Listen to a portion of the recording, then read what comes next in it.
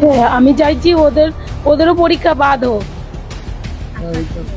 ওদেরও আমি শাস্তি চাই যে আমার ছেলে যেরকম হয়েছে ওদেরও হোক। আমার ছেলে তো 1টা বছর হয়ে গেল, ওর আমি কোনো ইসে পাচ্ছি না, কিছু না, কিন্তু এরা দিব্যি পরীক্ষা দিয়ে যাচ্ছে।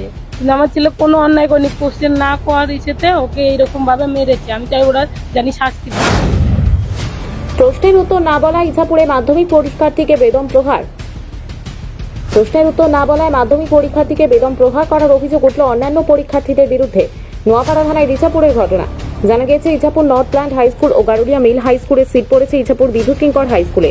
গত 5ই ফেব্রুয়ারি ইতিহাস পরীক্ষার দিন ইছাপুর নর্থ প্ল্যান্ট হাই স্কুলের ছাত্র শুভ বর্মনকে গারুলিয়া মিল হাই স্কুলে 2-3 জন ছাত্র উত্তর দিতে বলেছিল, কিন্তু শুভ ওদেরকে উত্তর বলে সাহায্য করেনি। অভিযোগ, পরীক্ষা কেন্দ্র থেকে বেরোতেই বিদ্যুৎ কিঙ্কর স্কুলের কাছেই শুভকে গারুলিয়া মিল হাই স্কুলের 3-4 জন মারধর করে। সেই সময় শুভর এক সহপাঠী পুলিশকে জানালে পুলিশ আক্রমণকারীদের হটিয়ে দেয়। আক্রান্ত ছাত্রের পিতা কালু বর্মনের অভিযোগ, পুলিশকে ওদের হটিয়ে দেওয়ার পর স্কুল থেকে 150 মিটার দূরে একটা জিমের সামনে গারুলিয়া মিল হাই স্কুলের একদল ছাত্র ছেলেকে ব্যাপক মারধর করে।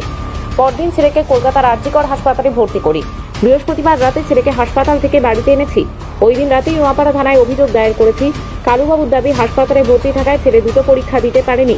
মাধ্যমিক পরীক্ষার্থীকে বেদম প্রহারের ঘটনায় জড়িতদের কঠোর শাস্তির দাবিতে সরব তার প্রতিবেশী ও পরিবারের। ছেলে একটা পরীক্ষা দিতে পারলো না।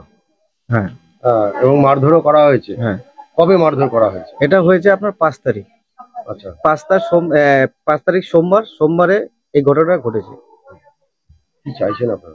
আমি চাইছি, আমার ছেলের তো কি বলেন তো এই অবস্থা হয়ে গেছে, মেয়েরে পুরো নাক মুখ ফাটিয়ে দিয়েছে, ছেলের অবস্থা খুব খারাপ।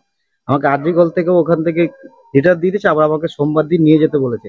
এখন আমি চাইছি যেন আমার ছেলের এত বড় ক্ষতি হয়েছে, আমি চাইছি ওদের যেন শাস্তি হোক, প্রশাসন যেন এর বিচার করে।